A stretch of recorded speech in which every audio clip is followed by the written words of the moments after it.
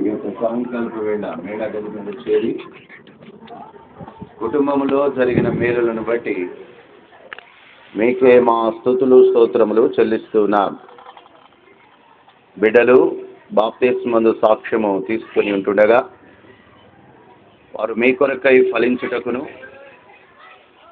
ఆ ఫలము నిలిచియుండులాగున మీరే వారిని దీవించండి. మారు మనస్సు తీర్మానము తరువాత బాప్తిస్మ సాక్ష్యములో వారు ప్రోత్సాహపరచబడుటకు మీ యొక్క వాక్యపు ప్రేరేపణ వారికి కలుగజేసి భూమి మీదనే అత్యున్నతమైన విలువ కట్టలేనటువంటి గొప్ప ఆశీర్వాదాన్ని వారికి మీరు అనుగ్రహించినందుకు మిమ్మల్ని స్తుతిస్తున్నాం. వాక్యములోని సత్యములు కూడా ప్రోత్సాహకరంగా పరిశుద్ధాత్మ ద్వారా మీరే మాకు బోధించండి. చేరి వచ్చిన వారిని బట్టి పాటల ద్వారా వాయిద్యముల ద్వారా చేరి వచ్చిన వారిని బట్టి మీ నామానికి మహిమ తెచ్చుకున్నారు. మీ శిలువ రక్తము చేత మమ్మల్ని ప్రతిష్ఠించుకొని పరిశుద్ధాత్మ దేవుని యొక్క నేతృత్వంలో ఆధిపత్యంలో మమ్మల్ని అప్పగించుకుంటూ యేసు కృపగల నామంలో ప్రార్థిస్తున్నాము తండ్రి. ఆమేన్. ఇశ్రాయేలీలు ప్రయాణం చేస్తూ వచ్చినప్పుడు మనకు బాగా పరిచయమైనటువంటి ఆహారాన్ని దేవుడు వాళ్ళకు కురిపించాడు. దాని పేరే మన్నా.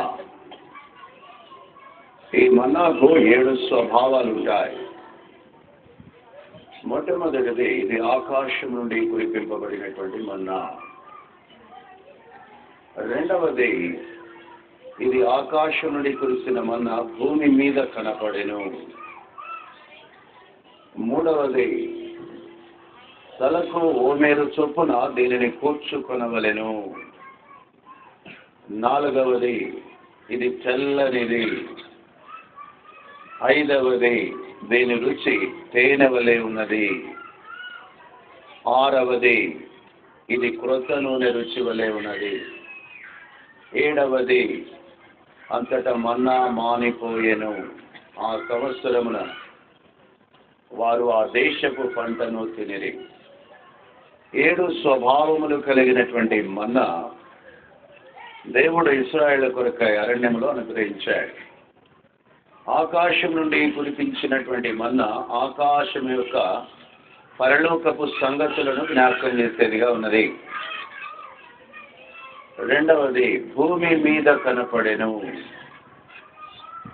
ఇది భూమి మీద కనపడింది అనేటువంటిది ప్రభువైన యేసు క్రీస్తు వారు ఈ లోకంలో జరిగించినటువంటి పరిచర్యకు ఆయన జన్మానికి గుర్తుగా ఉంది. పరలోకం నుండి దిగి వచ్చిన జీవాహారమును నేనే. మూడవది తలకు ఓమేరు చొప్పున దాన్ని కూర్చుకొనవలెను. Speaks about the discipline. ఇది క్రమశిక్షణను గురించి మాట్లాడేదిగా ఉన్నది. విశ్వాస జీవితంలో క్రమశిక్షణ అనేది ప్రాముఖ్యమైనది. మన ఇష్టానుసారంగా మనం జీవించేదానికి లేదు. దేవుని వాక్యానుసారంగా జీవించే అలవాటు మనము కలుగజేసుకోవాలి. అందుకే వాక్య ధ్యానం. ఏదో కూటమి పెట్టుకున్నాం కాబట్టి ఏదో ఒక అరగంట సేపు వాక్యం ధ్యానించుకోవాలి. ఆ తర్వాత వాక్యము జీవితం వేరు, మన శరీర జీవితం వేరు కాదు. నాలుగవది ఈ యొక్క కురిపింపబడిన మన్నా తెల్లని రంగులో ఉంటా ఉంది. తెలుపు అనేటువంటిది పరిశుద్ధతను గురించి జ్ఞాపకం చేస్తూ ఉంది. విశ్వాసి తన జీవితంలో బాప్తిస్మం తీసుకున్న తర్వాత కానీ దేవుణ్ణి అంగీకరించిన తర్వాత కానీ లోకంలో ఎక్కడ చూసినా కూడా పరిశుద్ధత లేదు. ఒకసారి దేవుని సన్నిధి నుంచి అడుగు బయట పెడితే అంతా అపవిత్రమైనటువంటి లోకమే. మానవుడు అనుకుంటున్నాడు, నేను పవిత్రంగా ఉంటున్నాను, నేను నీతిగా ఉంటున్నాను, నాకు ఎటువంటి పాపము లేదని మానవుడు అనుకోవచ్చు. కానీ దేవుని సన్నిధిలో తప్ప, దేవుని వాక్యము తప్ప మనల్ని శుద్ధీకరించేది ఏది కూడా లేదు. కనుక ఈ యొక్క మన్నాకు ఉండేటువంటి రంగు తెల్లనిది. ప్రభు రక్తము చేత మన పాపమును ఎప్పుడైతే మనం శుద్ధి చేసుకుంటామో మన హృదయంలో నల్లగా ఉన్నటువంటివి తెల్లని రూపంలోనికి వస్తాయి. రండి మన వివాదము తీర్చుకుందాము. మీ పాపములు పగడం వలె ఎదనివైనను అవి తెల్లగా చేయబడను. అవి గొర్రెబొచ్చు వలె తెల్లగా నడుము, తెలుపు తెలుపు. 5వది దాని యొక్క రుచి తేనె వంటిది. వాక్యమునకు సాదృశ్యంగా ఉన్నది. నీ వాక్యము జుంటి తేనె ధారల వలె ఉన్నది. ఆదికాండం మొదలుకొని ప్రకటన గ్రంథం వరకు అనేక ఆజ్ఞలతో నింపబడిన గ్రంథము, అనేక ప్రవచనాలతో నింపబడిన గ్రంథము, అనేక వాగ్దానములతో నింపబడిన గ్రంథం. The word is filled with the commandments. The word is filled with the prophecies.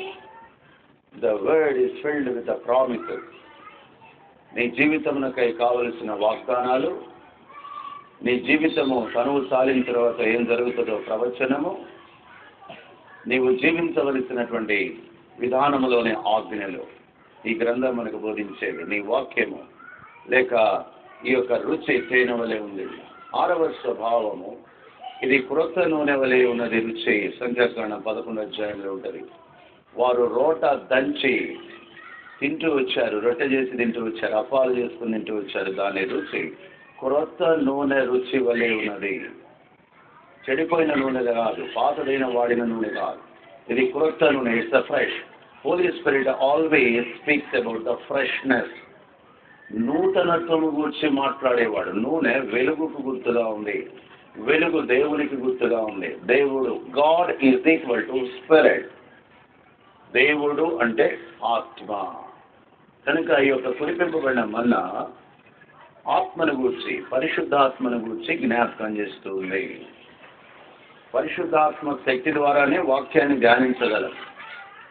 శరీర స్తోమతతో, సైకలాజికల్ స్ట్రెంగ్త్తో మనం వాక్యం ధ్యానించవచ్చు, కానీ ఆత్మకు ఫలం ఉండదు. అందుకోసమే ఆత్మకు ఫలం ఉండాలి అంటే ముందు రక్షణ కార్యం జరిగి ఉండాలి. హృదయంలో పాపక్షమాపణ అనుభవం జరిగి ఉండాలి. అప్పుడే పరిశుద్ధాత్మ దేవునికి మన హృదయాలు నిలయంగా ఉంటాయి. ఇది ఒక నవల కాదు. It's an history. It's a true story. ఇది నిజముగా జరిగినటువంటివి. అందుకని మన్నా ఆత్మను గురించి జ్ఞాపకం చేస్తూ ఉన్నది. నీ హృదయంలో, నీ యొక్క హృదయము దేవునికి, ఆత్మకు నిలయముగా ఉన్నదా? మీరు దేవుని ఆలయమై ఉన్నారని, దేవుని ఆత్మ మీలో నివసించుచున్నాడని మీరు ఎన్నోసార్లు రక్షణ తీర్మానం అయిపోయి బాప్తిసం తీసుకున్న తర్వాత లోకం వచ్చేస్తుంది. శరీరము చాలా బలహీనమైంది. అతి తేలిగ్గా శోధనకు లొంగిపోయేటువంటిది. ఇది రహస్య పాపాలని కలిగి ఉన్నటువంటి దేహం. ఇది మాంసయుక్తమైనది. బాహ్యంగా అందరము బాగానే కనపడతాం, కానీ ఆత్మ దేని గురించి బోధిస్తాడు అంటే రహస్య పాపముని గురించి ఎప్పుడు జ్ఞాపకం చేస్తూనే ఉంటాడు. నీ చెడ్డ ఆలోచనలు, నీ అసూయ, నీ కక్ష, నీ ద్వేషము, వాక్యానుసారము కానటువంటి సిద్ధాంతాలు. ఇదే పరిశుద్ధాత్మ దేవుడు మనలో జరిగించాల్సిన కార్యం. 7వది ఆఖరిది అయినటువంటి మన్నాకున్న స్వభావము. యెహోషువ 5:12లో అంతటా మన్నా మానిపోయెను. ఆ సంవత్సరమున వారు ఆ దేశపు పంటను తినిరి. నిర్గమకాండములో ఆరంభించబడిన మన్నా లేవియాకాండము, సంఖ్యాకాండము, ద్వితీయోపదేశకాండము, యెహోషువ గ్రంథము 5వ అధ్యాయం 12వ వచనములో మానింది. దీని మొత్తానికి 40 సంవత్సరాలు పట్టింది. ఈ 40 సంవత్సరంలో వారు మన్నాతో పోషింపబడుతూ వచ్చారు. దేవుని ప్రేమను బట్టి మన్నా మానిపోయింది. ఒకసారి కనాన్లోని ప్రవేశించారు. వారు ఆ దేశపు పంటను, ఈ లోకంలో నీవు నేను జీవించినంత కాలము వాక్యం అనేటువంటి మన్నాను భుజించాల్సిందే. పరమ కనానులో ప్రవేశించే వరకు, ఆ దేశపు పంటను తినే వరకు, జీవవృక్ష ఫలాలు నెల నెలా కాపుగాసేటువంటి ఆ యొక్క పంట దగ్గరికి వెళ్ళే వరకు ఈ యొక్క భోజనము అనుదినము మనం భుజిస్తూ ఉండాల్సిందే. నాకు వాక్యము తెలుసు, నాకు మొత్తము తెలుసు అనుకుంటే మనం పొరపాటు పడ్డట్టే. అనుదినము ఈ యొక్క మన్నాను కనానులో వారు ప్రవేశించే వరకు మన్నాకున్నటువంటి ఒక ప్రాముఖ్య లక్షణం ఏంటంటే అంతటా వారు ఆ సంవత్సరపు పంటను తినరు, మన్నా మానిపోయేను.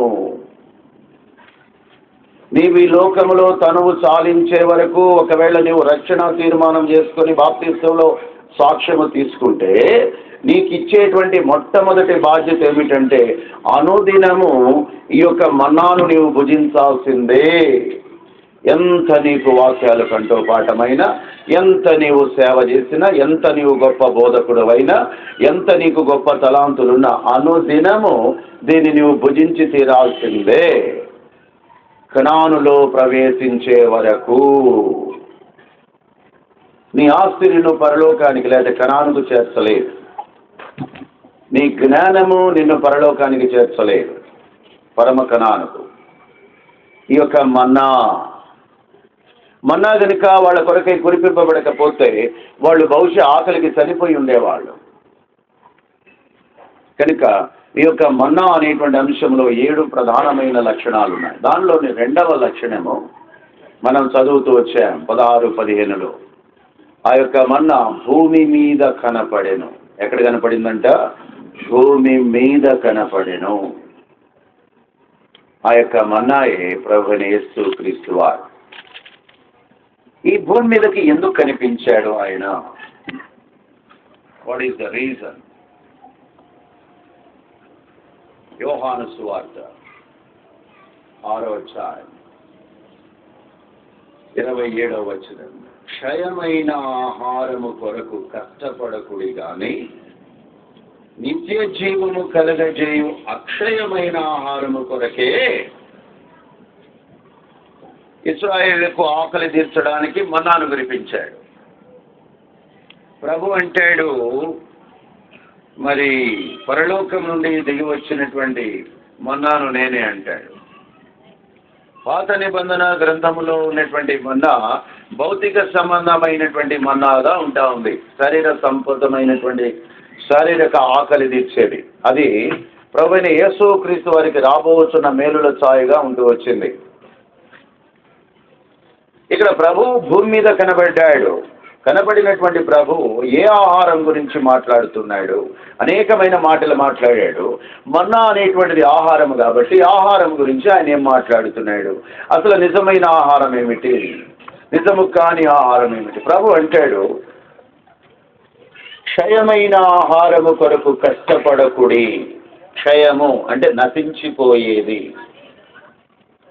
ఎన్నిసార్లు మనము భోజనము చేసినా, ఎంత మనము శరీరానికి జీవించినంత కాలము భోజనము చేసినా, దినము గడిచే కొద్దీ ఈ యొక్క శరీరము వడిలిపోయేదిగా ఉంది. ఒక దినము మన శరీరము మన జీవితంలో గడిచింది అంటే ఒక దినము మనము సమాధికి దగ్గర అవుతున్నట్టు. ఈ రోజు గడిచింది అంటే ఇక్కడ కూర్చున్నటువంటి వాళ్ళందరూ, లేకపోతే లోకంలో ఉన్న అందరూ కూడా వారి సమాధికి ఒక అడుగు ముందు వేసినట్టు అన్నమాట. ఒక్క దినము గడిచింది అంటే కనుక ఈ శరీరము గూర్చి అసహించడానికి లేదు. కానీ మానవుడు ఈ దినాన్ని అసహిస్తూ ఉన్నాడు.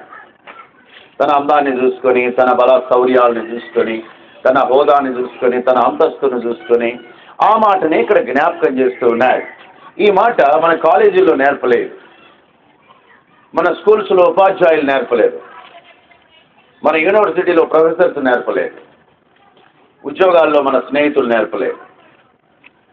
క్షయమైన ఆహారము కొరకు కష్టపడకుడి. అయితే మానవుడి దినాన దానికోసమే ఎక్కువ కష్టపడుతూ ఉన్నాడు. ఏమి తిందుమా, ఏమి త్రాగుదుమా, ఏమి ధరించుకుందుమా. ఏమి ధరించినను, ₹1,00,000 పెట్టి నువ్వు సూట్ వేసుకున్నా, ₹200 పెట్టి నువ్వు షర్ట్ వేసుకున్నా, ₹1,00,000 సూడు ధరించిన వానికి మరణము తథ్యమే. ₹100 షర్టు వేసుకొని కాలం గడిపించినటువంటి వానికి మరణం తథ్యమే. ఆహారము ఎటువంటి ఆహారము తిన్నా, పంచభక్ష పరవాణాలు మనం తిన్నా, ఎన్ని విటమిన్ ట్యాబ్లెట్స్ మనం వేసుకున్నా, ఎంతమంది డైటీషియన్స్ను మనం పెట్టుకొని వాళ్ళ యొక్క చెప్పు చేతల్లో ఉదయకాలం ఇది తినాలి, మధ్యాహ్నం ఇది తినాలి. స్పోర్ట్స్ పీపుల్కి ఒక రెజ్యూమ్ ఉంటుంది, ఒలింపిక్ గేమ్స్కి వెళ్ళేటువంటి స్పోర్ట్స్ పీపుల్కి ఏముంటుందంటే ఒక రెజ్యూమ్ ఉంటుంది. వెయిట్ లిఫ్టర్స్కి ఒక విధమైనటువంటి భోజనం, హై జంపర్స్కు ఇంకొక విధమైనటువంటి భోజనం, రన్నింగ్ రేస్లో 100 మీటర్స్ డాష్ వాటిలో పాలు పంపులు పొందే వాళ్ళకి ఇంకో రకమైన రెజ్యూమ్ ఉంటుంది. ఒక్కొక్క స్పోర్ట్స్ని బట్టి వాళ్ళకు ఉండేటువంటి భోజన పద్ధతులు ఉంటాయి. హాస్పిటల్స్లో కూడా అంతే. మనం పెద్ద పెద్ద కార్పొరేట్ హాస్పిటల్స్కి పోతే ఒక్కొక్క ఆ యొక్క పేషెంట్కు ఒక్కొక్క రకమైనటువంటి ఆహారము డాక్టర్స్ రాసిస్తారు. ఏది ఏమైనప్పటికీ ఎటువంటి ఆహారము మనం తీసుకున్నాను, ఎటువంటి విటమిన్ టాబ్లెట్స్ మనం వేసుకున్నాను, ఎంత హార్మోన్స్ మనలోకి ఎక్కించుకున్నాను, ఈ యొక్క శరీరము క్షయమైపోయేటువంటిదే. రోజుకి ఎన్నిసార్లు భోజనం చేస్తామండి మనము? రోజుకి ఎన్నిసార్లు చేస్తాం మనము? చెప్పరే. అసలు భోజనం అంటేనే తెలియదు అన్నట్టు చూస్తున్నారు మీ సుభాష్ చంద్రబోస్ నగర్ వాళ్ళు. అక్కడే ఎదురుగా ఉన్నాయి కదా కుండలు, రాకముందే పెట్టుంచారు. మీటింగ్ తర్వాత ఏముంటుంది? ఈటింగ్. అసలు ఏం భోజనమా, ఇదే భాష అన్నట్టు చూస్తూ ఉన్నారు. ఎన్ని పూటలు తింటారు రోజుకి? మూడు లేకపోతే 2 అంట. ఇది మరీ కొత్తది. పొద్దున్నే లేచినప్పుడు ఒక టీ, డైరెక్ట్గా మధ్యాహ్నానికి వెళ్ళిపోయింది. ఇది మరీ దారుణం అండి. ప్రభు సన్నిధిలో అబద్ధం. 7ంటికి మళ్ళీ టీ, 5ంటికి కాఫీ. నేను చెప్తానక్క, నాకు తెలుసు. 7ంటికి టీ, దాంతో వండుతూ ఉన్న ఒక పూరి నంచుకుంటాం. అప్పుడు టిఫిన్ కావాలి, అది టేస్ట్. పిల్లలంతా వెళ్ళిపోయిన తర్వాత 8:30కి అప్పుడు కూర్చుంటారు. ఇక అందరు ఎవరు ఉంటారు కదా కాబట్టి అంతా తింటాం.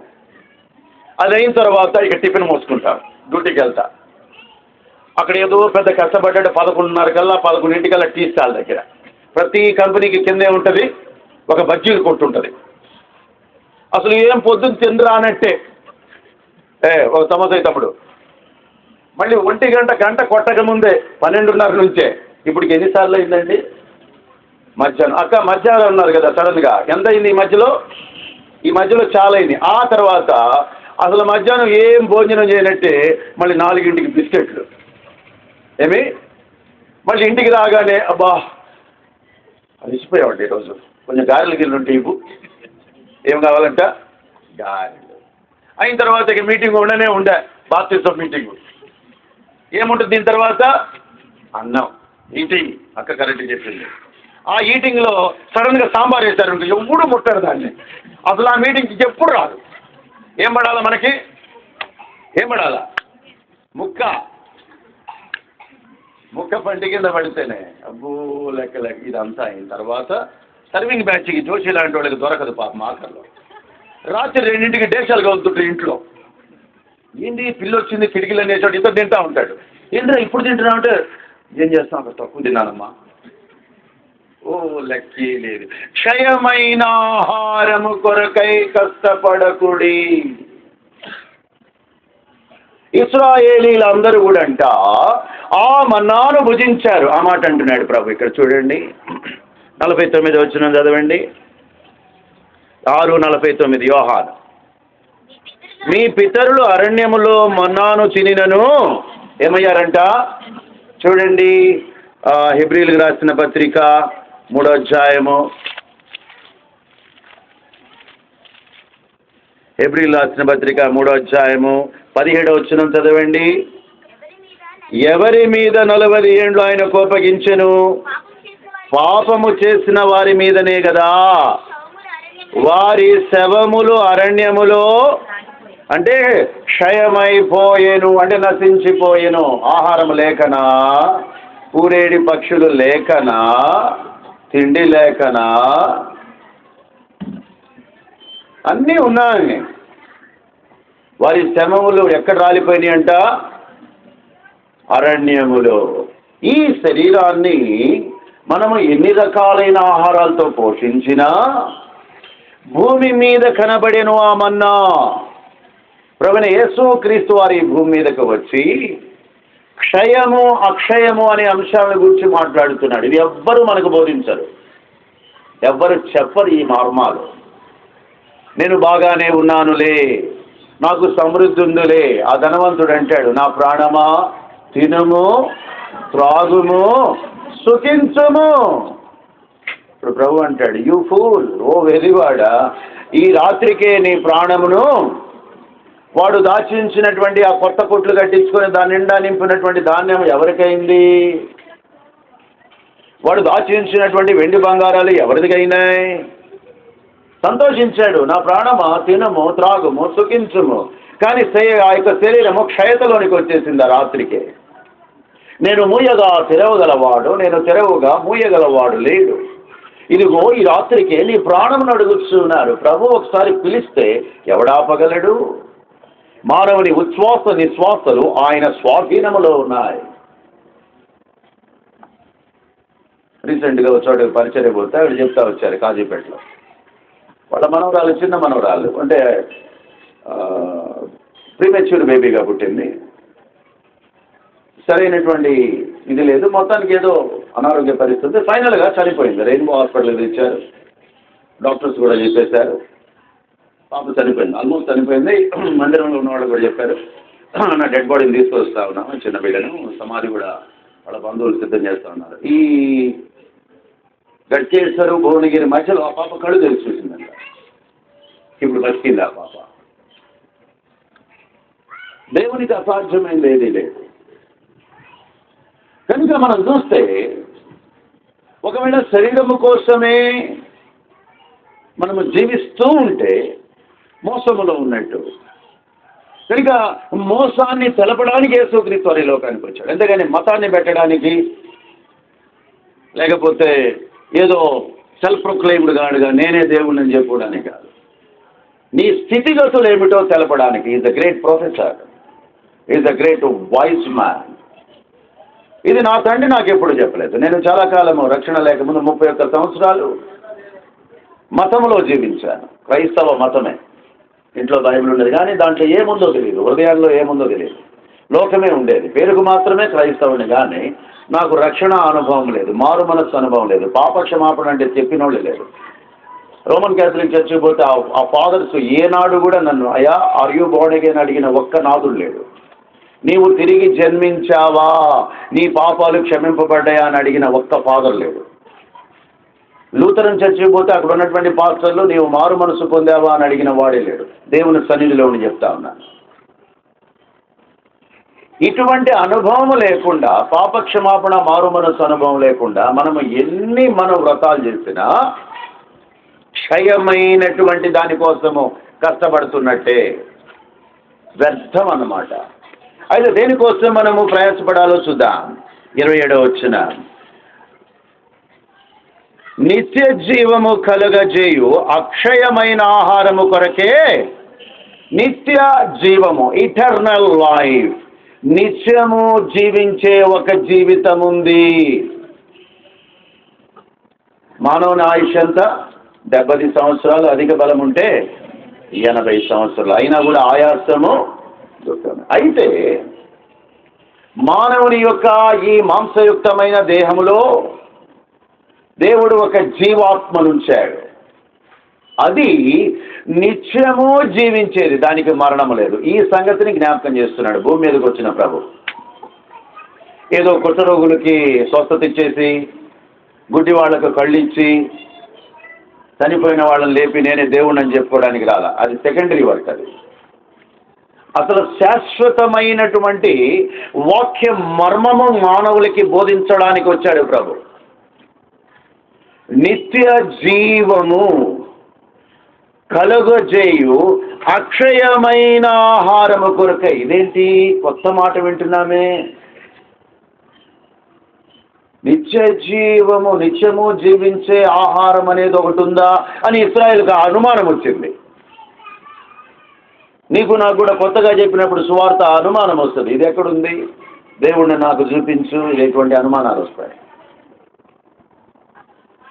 మనలో జీవాత్మ అనేది ఒకటి ఉందని, దానికి మరణం లేదని, అది నిత్యము జీవిస్తుందని, పాపం వలన వచ్చే జీతం ఏంటంట మరణం, అది రెండవ మరణం అనే సంగతి మనకు ఈయన బయలుపరుస్తాడు. నిత్యము జీవించి నిత్యము సంతోషంగా ఉండే ఒక జీవితం ఉందని ప్రభువే మనకు అందుకని ఆయన మన్నాగా భూమి మీద కనపడుతూ వచ్చాడు. ఇది మొదటి సంగతి. రక్షింపబడిన ప్రతి వాళ్ళు గమనించవలసిన అంశము, నిత్య జీవము నీకుందా? దానికి తగిన రీతిలో నీవు జీవిస్తున్నావా? దేనికోసం కష్టపడతా ఉన్నావు?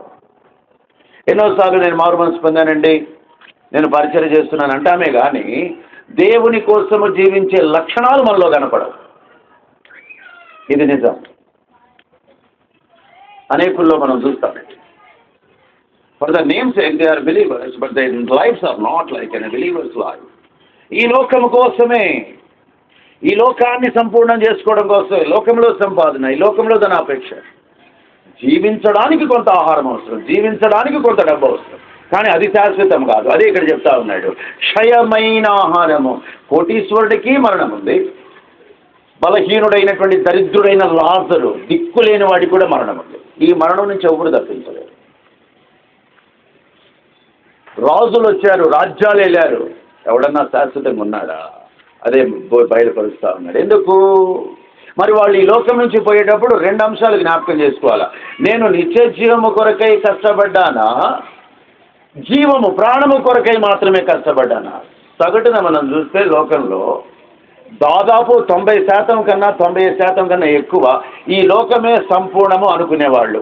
దీనికోసమే, క్షయమైన దానికోసమే కష్టపడే వాళ్ళ సంఖ్య శాతం ఎక్కువ. ఆ గుంపులో ఉన్నావా? అక్షయమైనటువంటి దాని గురించి ఆలోచించే చిన్న గుంపులో ఉన్నావా? మీ పితరులు మన్నాను భుజించినను వారి శవాలు ఏమైపోయినాయి అంటే అరణ్యంలో. ఎందుకంటే వాళ్ళు భౌతిక సంబంధమైన ఆహారం గురించి ఆలోచించారు. మాకు ఐగుప్తులో మేము మాంసం లేదా, ఐగుప్తులో ఉన్నట్టయితే మాకు సమృద్ధి ఆహారం, ఎప్పుడు చూసినా ఈ యొక్క ఆహారం గురించే.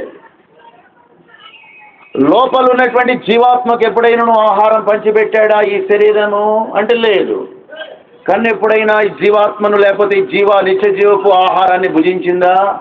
ఈ కంట్లో నుంచి ప్రవేశించినటువంటిది హృదయంలో నిలవైందా, జీర్ణమైందా? అది జ్ఞానం ఇస్తుంది. ఇప్పుడు మనం భౌతిక ఆహారం తింటా ఉంటే శరీరంలో రక్తం పడుతుంది, జ్యూసులు తాగితే రక్తం పడుతుంది, విటమిన్స్ తీసుకుంటే రక్తం పడుతుంది. ఇది మన యొక్క కంటి దృష్టిని బయలుపరుస్తుంది, మన ఆరోగ్యాన్ని బాగా ఉంచుతుంది, మనం పరిగెత్తగలము, మన ఆరోగ్యం ఉంచగలం. అట్లాగే లోపల ఉన్నటువంటి నిత్య జీవాన్ని పొందుకునేటువంటి జీవాత్మ అదృశ్యమైన శక్తి ఎట్లా ఉందో దానికి కూడా ఆహారం అవసరం. దానికోసం కష్టపడాలి. దానికోసం కష్టపడడం అంటే జుంటెత్తైన ధార వంటి వాక్యాన్ని అనుదినము రక్షింపబడిన ప్రతి విశ్వాసి కూడా నెమరు వేసుకుంటా ఉండాలి. ఏం మాట్లాడాడు ప్రభు ఇది నాతో? ఉదయకాలపు పాఠములు దేనికోసం నేను బ్రతుకుతా ఉన్నాను? నిజముగా గుండె మీద చేసుకొని ఈ దినము నేను ఈ శరీరాన్ని వదిలేస్తే క్షయమైంది వదిలినప్పుడు అక్షయతలోనికి నేను వెళ్ళగలనా? ప్రభువుతో అబ్రహాము రొమ్మున నేను ఆనుకోగలనా? ధైర్యంగా చెప్పగలమా? హృదయములో ఈ యొక్క అక్షయమైన ఆహారం ఉన్న వాళ్ళు చెప్పగలరు. ఇది కొంచెం కష్టమే, అంత తేలిక కాదు. But practice makes man perfect. అభ్యాసము కూసు విద్య. అలవాటు చేసుకోవాలి. మీటింగ్ కాబట్టి వచ్చాము, వింటాం, వెళ్ళిపోతాం. తర్వాత 8 గంటలు మన డ్యూటీలో వెళ్ళిపోతాం, మన బంధువులతో ఉంటాం, మన ఇరుగు పొరుగు వాళ్ళతో ఉంటాం, సమయాన్ని వ్యర్థం చేస్తాం. ఎట్లా మనము అక్షయతలోనికి పోతాము? ఎట్లా మనము నిత్య జీవంలో ప్రవేశిస్తాము? ఎన్నోసార్లు క్రైస్తవ విశ్వాసుల యొక్క నడవడిక చూస్తే మందిరంలో ఒక రీతిగా, బయట ఇంకొక రీతిగా. సరే, వాక్యము తెలియని వాళ్ళు అట్లా జీవిస్తున్నారంటే అది వేరే విషయం. మనం ఎట్లుంటున్నా? నిత్య జీవము, నిత్య అక్షయమైన దానికోసం ప్రయాసపడుతున్నామా లేదా? ఓకే, ఇది మాట్లాడాడు ప్రభు. ఇప్పుడు ప్రభు అంటాడు ఒక మాట చూద్దాం. 50వ వచనం, దీనిని తినువాడు సావకుండునట్లు పరలోకము నుండి దిగి వచ్చిన ఆహారము ఇదే. ఇప్పుడు 27వ వచనం ఆఖరి భాగం, ఇందుకై తండ్రి అయిన దేవుడు ఆయనకు ముద్ర వేసి ఉన్నాడు, ఆయనను భుజించాలంట. He is not a self proclaimed god. ఒకటేమో పరలోకము నుండి దిగి వచ్చినటువంటి అక్షయమైన ఆహారం నేనే, దీనిని పరలోకం నుండి నన్ను పంపినటువంటి తండ్రి ముద్ర వేసినాడు. ముద్ర అంటే సీల్ అనమాట. ఎంఆర్ఓ ఆఫీస్కి పోతాం, సర్టిఫికేట్ తీసుకుంటాం, సంతకం పెడతాడు. కానీ బయటకు వచ్చిన తర్వాత దాని మీద ఏం వేయించుకోవాలి? మనము స్టాంప్ వేయించుకోవాలి, రౌండ్ సీల్ స్టాంప్. అట్లాగే మన దగ్గర క్యాష్ ఉంటుంది. ఆ క్యాష్లో ఒకవైపు వైట్ కలర్ ఉంటుంది. ఈ వైట్ కలర్ దాంట్లో అదృశ్యమైంది కనబడినటువంటి ఇట్లా చూస్తే ఒక స్టాంప్ ఉంటుంది లోపల, మోహన్ దాస్ కరమ్చంద్ గాంధీ యొక్క స్టాంప్. ఇది లేకపోతే ఈ యొక్క నోటుకు వాల్యూ ఉండదు, ఇది దొంగ నోటు కింద. అందుకని బ్యాంకులో కూడా ఒక కరాఖండి అయినటువంటి సాధారణమైనటువంటి చెకప్ ఏంటంటే దీంట్లో ఉన్నటువంటి ముద్ర. ప్రభు అదే మాట అంటున్నాడు, దీనికోసము పరలోకపు తండ్రి నాకేం చేశాడంట, ముద్ర వేస్తున్నాడు. He was certified. ఓకే, రెండు విషయాలు మనం చూసాం. ప్రభు ఈ మాట చెప్పాడు, ప్రభువే ఆ యొక్క అక్షయమైన ఆహారము. అయితే ఈయన భూమి మీదకు ఆల్ ఆఫ్ సడన్ వచ్చి తనకు తానే చెప్పుకున్నాడా, లేకపోతే ఎవరన్నా సాక్షులు ఉన్నారా? This is third step. First step ఏమో భూమి మీద కనబడినటువంటి ఆయన ఏం బోధించాడు అనేది మొదటిది. రెండోది, బోధించిన ఆయన నేనే అంటున్నాడు. నెంబర్ 2, ఒకవేళ ఆయన మాటలు ఆయనే అయితే అటువంటి చెప్పుకున్న వాళ్ళు చాలామంది ఉన్నారు భూమి మీద, మేమే దేవుళ్ళమని. కొన్ని అద్భుతాలు చేసేసి, కొన్ని సూచక్రియలు చేసి సెల్ఫ్ ప్రొక్లైమ్డ్ గాడ్స్, మేమే దేవుళ్ళమని చెప్పుకున్నారు. అటువంటి ఈయనేమన్నా, లేకపోతే ఏమన్నా ఈయన జీవితానికి ముందు ప్రవచనాలు ఏమైనా ఉన్నాయా? 2 ప్రాముఖ్యమైన ప్రవచనాలు మనం చూద్దాం. మలాకీ గ్రంథం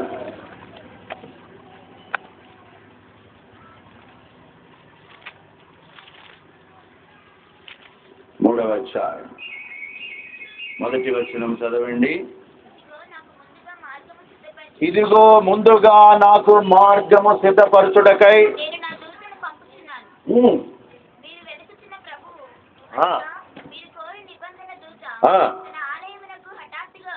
చాలండి, చాలు. ఇదిగో నాకు ముందుగా మార్గము సిద్ధపరచుటకై నేను నా దూతను. ఇప్పుడు రండి మత్తయి సువార్త 11వ అధ్యాయం 2వ వచనం నుంచి చదవండి.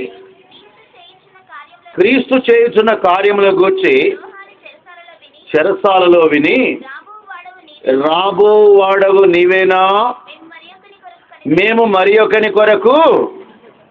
Is the forerunner to Jesus Christ. యేసు క్రీస్తు వారికి ముందుగా 6 నెలల ముందుగా వచ్చినటువంటి ప్రవచన సారాంశమైనటువంటిది. నా దూతను నీకు ముందుగా పంపుచున్నాను. ఆయన ప్రభువైన యేసు క్రీస్తు వారికి బాప్తిస్మం ఇచ్చాడు. ఆ మాట అక్కడ రిపీట్ అవుతుంది చూడండి. మనకు 10వ వచనం చదవండి, 11:10. ఇదిగో నేను నా దూతను నీకు ముందుగా పంపుచున్నాను, అతడు నీ ముందర నీ మార్గమును సిద్ధపరచును. అంటే బాప్తిస్మం ఇచ్చే యోహాను గురించి, ప్రభువైన యేసు క్రీస్తు వారి గురించి ఇది ఆల్ ఆఫ్ సడన్ జరిగింది కాదు. మలాకీ అనేటువంటి ఒక గ్రంథకర్త క్రొత్త నిబంధనకు 400 సంవత్సరాల క్రితమే సాక్ష్యము పలుకుతూ వచ్చాడు. అక్షయమైనటువంటి ఆహారం ఇచ్చే ఒకడు రాబోతున్నాడు.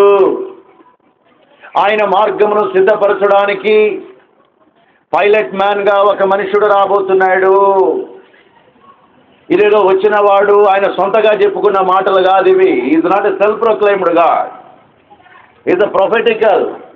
రేపేం సంభవిస్తుందో మనకే తెలియదు. కానీ దేవుని వాక్యానికి ఉన్నటువంటి గొప్ప వింత ఏమిటంటే ఎన్నో 100 సంవత్సరాల క్రితం జరగబోయేటువంటి అక్షరాలు నెరవేర్చబడింది. యేసుక్రీస్తు వారి మెస్సయ్యను గురించి అనేక ప్రవచనాలు ఉన్నాయి. ఇశ్రాయేలు ఎవరు నమ్మలే. కానీ ఇప్పుడు చూస్తే జరిగి వెళ్ళిపోయింది. దానికి క్యాలెండరే ఇది, బుక్సే గొప్ప. Before Christ and after Anno Domini AD, క్రీస్తుకు పూర్వము, క్రీస్తు శకం. ఇది చరిత్ర బైబిల్ అనేది. ఇదేదో కట్టుకథ కాదు, ఇదేదో ఒక మనుషుడు ఇష్టం వచ్చి రాసిన ఒక స్టోరీ కాదు.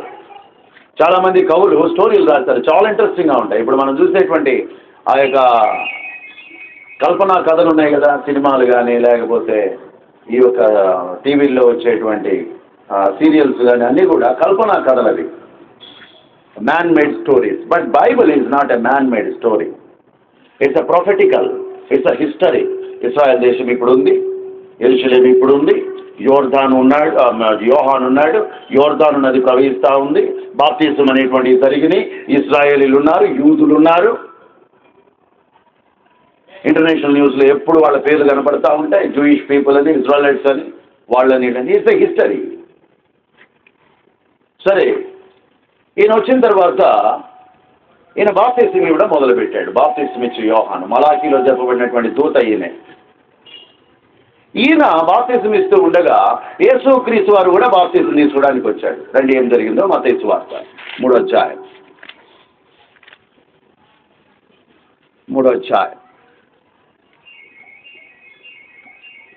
13వ వచనం నుంచి చదవండి. 3:13.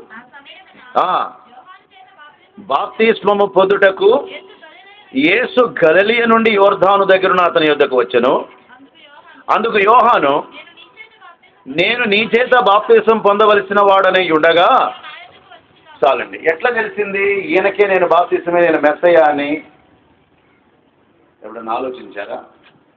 అందుట్లో ఈయన ఒక్కడికే కాదు ఆయన బాప్తిస్మం ఇచ్చింది. ఎంతమందికి ఇచ్చాడు చూద్దాం రండి. 3వ అధ్యాయము 5వ వచనం చదవండి. ఆ సమయమున యెరూషలేము వారును నంబర్ 1, యూదయ వారందరూ నంబర్ 2, యోర్దాను నది ప్రాంతముల వారందరూ ఎంతమంది వచ్చారంట? 3 ప్రదేశాల నుంచి కొన్ని వేల మంది తండోపతండాలుగా వచ్చేస్తా ఉన్నారు ఆయన బాప్తిస్మం తీసుకోవడానికి. వారిలో కలిసి యేసు ప్రభు వస్తూ ఉంటే ఆయన్ని నెట్ట గుర్తుపెట్టాడు. Is it possible? ఏదో వాక్యం ఉంది, వ్రాయబడ్డది, మనం చదువుకుంటున్నాం. యోహాను బాప్తిస్మం ఇచ్చి యోహాను యేసుక్రీస్తు వారికి బాప్తిస్మం ఇచ్చాడు. ఎట్ట గుర్తుపట్టాడు? యోహాను సువార్త 1వ అధ్యాయం, యోహాను సువార్త 1వ అధ్యాయం 33వ వచనం చదవండి. నేను ఆయనను ఎరుగనైతిని. చాలండి. బాప్తిస్మం ఇచ్చి యోహాను చెప్తున్నాడు, నేను ఆయనను ఎరుగుతానంటున్నాడా, ఎరుగనైతిని అంటున్నాడా? నాకు తెలియదు ఆయన ఎవరో. ఒకవేళ మత్తయి సువార్తనే మనం ధ్యానించిపోతే యోర్దాను నది ప్రాంతంలో ఉన్నటువంటి వాళ్ళు, యూదయ, గలిలయ, సమరయ ప్రాంతంలో ఉన్న వాళ్ళు కుప్పలు తెప్పలుగా తండోపతండాలుగా బాప్తిస్మం తీసుకోవడానికి యోర్దాను దగ్గరికి బాప్తిస్మం ఇచ్చి యోహాను దగ్గరికి వస్తూ ఉంటే వాళ్ళలో ఒక మనుష్యుడిగా యేసుక్రీస్తు వారు వస్తూ ఉంటే ఎట్ట గుర్తుపట్టాడు? This the biggest question. ఆ మాట ఇక్కడ చెప్తా ఉన్నాడు. ఇప్పుడు మనం మత్తయి సువార్త 11లో కూడా అదే చదివాం. యేసుక్రీస్తు వారి యొక్క కార్యాలన్నీ చూసి బాప్తిస్మం ఇచ్చినటువంటి యోహాను అంటున్నాడు, నీవేనా మెస్సయ్యవు, లేకపోతే మేము వేరే ఇంకొక ఆయన కోసం కనిపెట్టాలా అంటే కన్ఫ్యూజన్లో ఉన్నాడు ఆయన కూడా. అంత తేలిక కాదు ఒక మనుషుని గుర్తుపట్టడం. ఈ దినాన ప్రభువైన యేసుక్రీస్తు వారిని లోకం ఎందుకు విస్మరిస్తూ ఉంది? అంత తేలిక కాదు. నువ్వు ఆలోచించినంత తేలిక మనిషి కాదు ఆయన. ఏదో మతపరంగా ఆలోచిస్తే నీకు చాలామంది దేవుళ్ళు ఉంటారు. It's not a religion.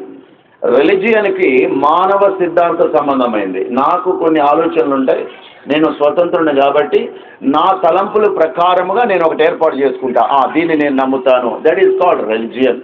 నా సిద్ధాంతము, నా పద్ధతులు బాగుండటాన్ని బట్టి నా భౌతిక సంబంధమైనటువంటి నీతి బాగుంటానా అనేకులు నా వెనక వస్తారు. కొంతకాలానికి నేను దేవుడిని అయిపోతాను. కానీ అక్షయమైన ఆహారము గురించి బోధించేటువంటి ఆయన మతం కోసం రాలా. మతం కోసం కానీ వస్తే ఆయన కూడా అందరిలో ఒకడైపోతాడు. దేవుడు అనేటువంటి వాడు ఒక్కడే, ఆయన అందరికీ దేవుడే. అటువంటిప్పుడు కేవలము ఒక్క మతం కోసం ఎట్లా వస్తాడు? Simple logic. ఇక్కడ ఉన్నటువంటి బాప్తిస్మం ఇచ్చే యోహాను కూడా ఆయన బాప్తిస్మం తీసుకోవడానికి వచ్చినప్పుడు గుర్తుపట్టలే, నేను ఆయనను ఎరుగనైతిని. క్లియర్? మరి ఎట్లా గుర్తుపెట్టాడు? నీ ద్వారా నేను బాప్తిస్మం పొందవలసి ఉండగా నీవే బాప్తిస్మం తీసుకోవడానికి వచ్చావని మత్తయి సువార్త 3వ అధ్యాయంలో ఎట్లా చెప్పగలిగాడు? రండి చూద్దాం. యోహాను సువార్త 32వ వచనం. మరియు యోహాను సాక్ష్యమిచ్చుచు ఆత్మ పావురము వలె ఆకాశము నుండి దిగి వచ్చుట చూచితిని. ఆ ఆత్మ ఆయన మీద నిలిచెను. నేను ఆయనను ఎరుగనైతిని గాని నీళ్లలో బాప్తిస్మం ఇచ్చుటకు నన్ను పంపినవాడు నీవెవని మీద ఆత్మ దిగి వచ్చి నిలుచుట చూతువో ఆయనే పరిశుద్ధాత్మలో బాప్తిస్మం ఇచ్చువాడని నాతో అంది. కొన్ని వేల మంది వస్తూ ఉంటే తరలి ఎట్లా గుర్తుపట్టాడు? ఇదిగో లోక పాపమును మోసుకొని పోవు దేవుని ఎట్లా గుర్తుపట్టాడు? ఈయనే దేవుడు పంపినటువంటి మెస్సయ్య అని అంటే, ఎవని మీద పావురము ఆత్మ పావురం వలె వచ్చి నిలుచుట చూతువో అట్లా గుర్తుపట్టాడు. ఇది నీవు నేను ఎరగాలి. ఈ దినాన బాప్తిస్తం తీసుకున్నటువంటి నీవు నేను దేనితో నింపబడుతున్నా? ఇదే అక్షయమైనటువంటి ఆహారం అంటే. ఏదో సర్టిఫికెట్ కోసం బాప్తిస్తం కాదు, అమెరికా పోవడానికి బాప్తిస్తం కాదు, ఏదో ప్రేరేపించబడి నా ఫ్రెండ్ తీసుకుంటున్నాడు కాబట్టి నేను తీసుకున్నాను. వెరీ సీరియస్ థింగ్స్ ఇవి. అక్షయమైనటువంటి మాటల గురించి మాట్లాడేదే బాప్తిస్తం అంటే. ఏదో డినామినేషన్ వాళ్ళు ఇచ్చేటువంటిది, లేకపోతే ఇష్టారాజ్యంగా సంఖ్య కోసం, అది కాదు బాప్తిస్తం అంటే. అక్షయమైనటువంటి దాన్ని వెదగడానికి సిద్ధపరిచేటువంటిది. బాప్తిస్తం ఇచ్చి యోహానుకు మించిన వాడు భూమి మీద లేడంట. అటువంటి గొప్పవాడే నేను ఆయనను ఎరగనైతిని. అయ్యా మరి ఎట్లా ఇచ్చినావు, ఎట్లా చెప్పగలిగిన ఆయన గురించి సాక్ష్యము అంటే, ఎవని మీద ఆత్మ నిలవబడును. ఇక్కడ ఇంకొక మర్మం కూడా ధ్యానిద్దాం. యోహాను సువార్త 1వ అధ్యాయం 32వ వచనం. మరియు యోహాను సాక్ష్యమిచ్చుచు ఆత్మ పావురం వలె ఆకాశం నుండి దిగి వచ్చుట చూచితిని. ఆ ఆత్మ ఆయన మీద, ఆత్మ లోపలికి వచ్చిందా మీద వచ్చిందా? లోపల ఉందా మీద ఉందండి? గ్రంథంలో ప్రభువైన యేసు క్రీస్తు వారి శిలువలో రక్తము కార్చే వరకు పరిశుద్ధాత్మదేవుడు లోనికి రాలే, మానవునిలోనికి. కారణం ఏమిటంటే, రోమా 5:12 చదవండి.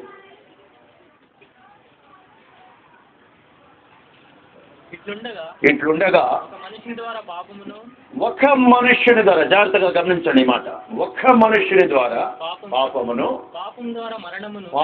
ద్వారా మరణమును లోకములో ఎలాగూ ప్రవేశించిన. చాలండి. మరణము ఎంతమందితో వచ్చిందంట? ఒక్కని ద్వారా. ఈ మనుష్యుని హృదయములో మరణ ఛాయలున్నాయి, మరణ రోగం ఉంది. ఎక్కడ మరణం ఉంటుందో, దురాత్మ సాతాను ద్వారా వచ్చినటువంటి మరణం ఎక్కడ నివాసం ఉంటుందో అక్కడ పరిశుద్ధాత్మదేవుడు లోనికి ప్రవేశించలేడు. అందుకని పాత నిబంధన కాల గ్రంథంలో కూడా, ఆ సమయంలో కూడా పరిశుద్ధాత్మదేవుడు ఎవరినైతే వాడుకోవాలో వారిని ఆవరించి వారి మీదుండి వారితో పని చేసుకొని వెళ్ళిపోతూ ఉండేవాడు. యేసుక్రీస్తు వారు మనస్సాక్షిగా, ఆది ఆదాము ద్వారా వచ్చిన మనస్సాక్షితో వచ్చిన కల్మషము జీవము గల రక్తము ద్వారా కడగబడే వరకు, ఆయన చిందించే వరకు కూడా పరిశుద్ధాత్మదేవుడు మీదనే ఉండేవాడు. యేసుక్రీస్తు వారు రక్తము కార్చిన తర్వాతనే మనస్సాక్షికి తోచినటువంటి కల్మషము క్షయమైనటువంటిది. ఈ ఆత్మను నశింపజేసి రెండవ మరణానికి దారి దీపించేటువంటి దాని యొక్క క్షమాపణ జరిగిందో అప్పుడు వరకు పరిశుద్ధాత్మదేవుడు లోనికి. అందుకనే ఆయన బాప్తిసం తీసుకోవడానికి వచ్చినప్పుడు ఆత్మ పావురం వల్ల ఎక్కడుందంట? ఆయన మీద. దీన్ని కూడా రుజువు చేద్దాం. యోహాను సువార్త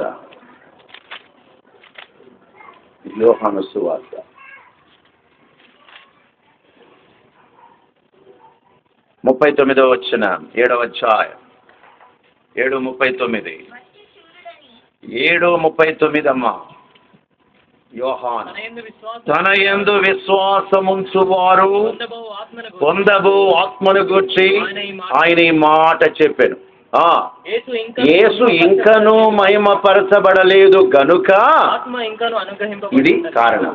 మీద నిలవడము, యేసు ఇంకనూ మహిమపరచబడలేదు గనుక అంటే మరణాన్ని జయించలేదు గనుక ఇంకా ఏమనుగ్రహించబడలేదంట?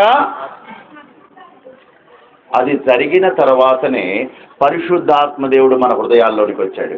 ఎప్పుడైతే ప్రభువా నీ యొక్క రక్తముతో నా ప్రతి పాపమును కడుగయ్యా. ఆరోను బలులు అర్పించాడు, కానీ జంతువుల యొక్క రక్తం, అది జీవము లేని రక్తం. ప్రభు ఒక్కడే జీవం కలిగినటువంటి రక్తాన్ని అప్పగించాడు. నీవు నేను కూడా జీవం కలిగిన వాడు. మనస్సాక్షికి తోచిన కల్మషం ఆది ఆదాము ద్వారా వచ్చింది కాబట్టి ఆత్మ యేసుక్రీస్తు వారు శిలువ మరణం పొంది మరణాన్ని జయించే వరకు మీదనే ఉంటా వచ్చింది. ఆత్మ ఇంకా అనుగ్రహింపబడలేదంటే అర్థం ఇదే. చాలా మందికి వాక్యం తెలియదు. దానిని బట్టి గుర్తుబట్టి బాప్తిస్తం తీసుకున్నారు. ఈ దినాన నా బాప్తిస్తంలో ఈ మర్మాలు ఉన్నాయా? దేనిని బట్టి నేను బాప్తిస్తం తీసుకున్నా? నీవు బాప్తిస్తం తీసుకున్న ద్వారా దేవునికి సంతోషమేనా, లేకపోతే ఎమోషనల్గా తీసుకున్నావా? బాప్తిజం అనేటువంటిది ఎమోషనల్గా తీసుకు. అందుకని భక్తి గారు చాలా ఆయనతో ఉన్నటువంటి వాళ్ళు కూడా కొన్ని సంవత్సరాలు కనిపెట్టేవాళ్ళు. ఈ దినాలు అట్టేం లేదు. బాప్తిజంలో ఉన్నాయి, వచ్చే వారము పేర్లు ఇవ్వాలి అంటే గుంపులు గుంపులు. నెక్స్ట్ వీక్ వాడు సినిమాల్లో ఉంటాడు. ఎక్కడుంటాడు? ఏంటంటే సర్టిఫికేట్ ఉంది బాప్తిజం, పెళ్ళికి కూడా బాప్తిజం తీసుకున్నాడంటే మీ పాప మారు మనసు పొందింటే అది చెప్పం. బాప్తిజం కూడా తీసుకున్నాడు. ఎవరు ఇచ్చారు? డానియల్ అన్న, లోతుకుంటే డానియల్ అన్న. వాడికి సిగ్గుంటేగా. వచ్చిన వాళ్ళకల్లా ముంచా. మళ్ళీ పోయి నేను మొన్న 39 మందికి ఇచ్చా. ఎంతమందికి అంట? 39 మంది, 40 మంది, 200 మంది. ఎందుకు? వాక్యములో అక్షరం ముక్క తెలియదు.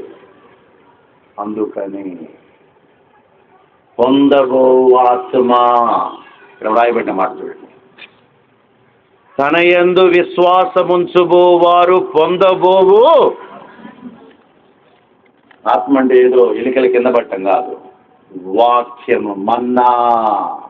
నీవు పరమ కణానులోనికి పోయే వరకు అక్షయమైనటువంటి వాక్యం అనే తేనె వంటి ఆహారాన్ని భుజించవలసిన దానవే, భుజించవలసిన వాడవే.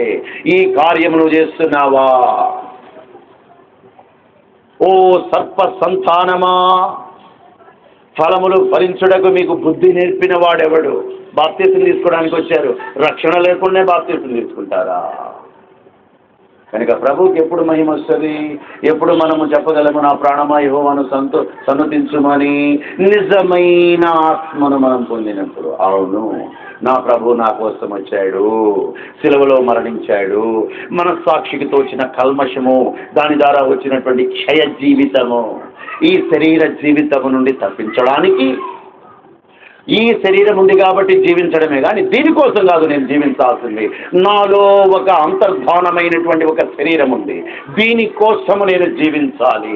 దానికోసము ఈ మన్నాను నేను భుజించాలి. క్షయమైన దానికోసం నేను కష్టపడాలి.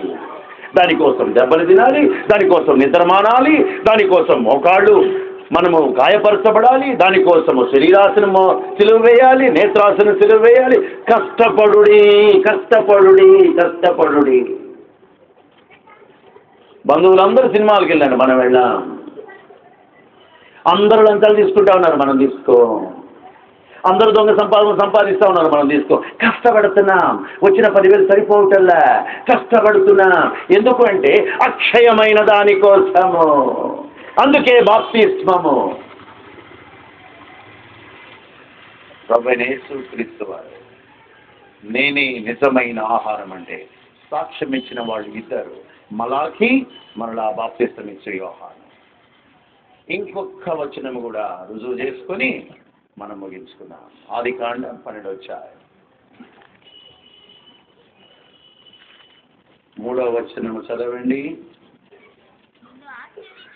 నిన్ను ఆశీర్వదించు వారిని,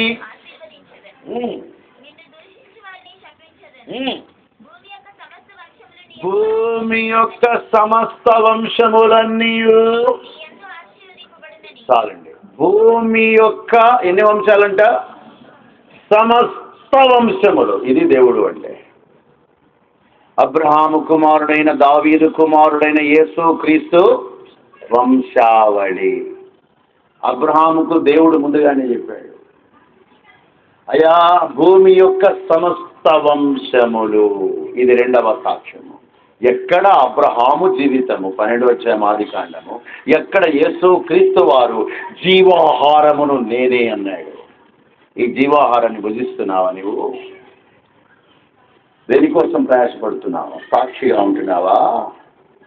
నీ యొక్క బాప్తిస్మానికి ఇంత హిస్టరీ ఉంది వాక్యంలో. ఇప్పుడు నీ బాధ్యత నీ బిడ్డల బాధ్యత, నీ తల్లిదండ్రుల బాధ్యత. దేనికోసం కష్టపడదాం, దేనికోసం జీవిద్దాం, దేనిని పట్టుకుందాం? భూమి మీద కనిపించిన ఈ లోకపు వార్తలన, భూమి మీద సత్యాన్ని బయలుపరచడానికి వచ్చిన అక్షయమైన ఆహారముగా ఉన్న ప్రభువునా? దేనిని బట్టి బాప్తిసం తీసుకుందాం, దేన్ని బట్టి ప్రభువును స్తుతిద్దాం? ఫలించుటను బట్టియే కదా. ఇది హృదయములో జరిగే కార్యం. నీకు ఆత్మనిచ్చాడు, నీ మనోనేత్రములు వెలిగించాడు. ఇక కష్టపడు ప్రభు కోసం. శరీరం ఏమైనప్పటికీ కష్టపడు, కష్టపడు, కష్టపడు. ఇబ్బంది పడు, ఏం కాదు శరీరానికి. నువ్వు సుఖంగా ఉన్నా చనిపోవాల్సిందే, నువ్వు కష్టాలు పడినా చనిపోవాల్సిందే. కానీ ఒకటి మాత్రం సత్యము, నీవు అక్షయమైనటువంటి దానికోసం కష్టపడితే నీకు నిత్య జీవము. అటువంటి నిత్య జీవముతో ఇక్కడున్న మనల్ని కూడా దేవుడు దీవించి ఆశీర్వదించునుగాక. ప్రార్థన చేసుకున్నాను అన్నారండి.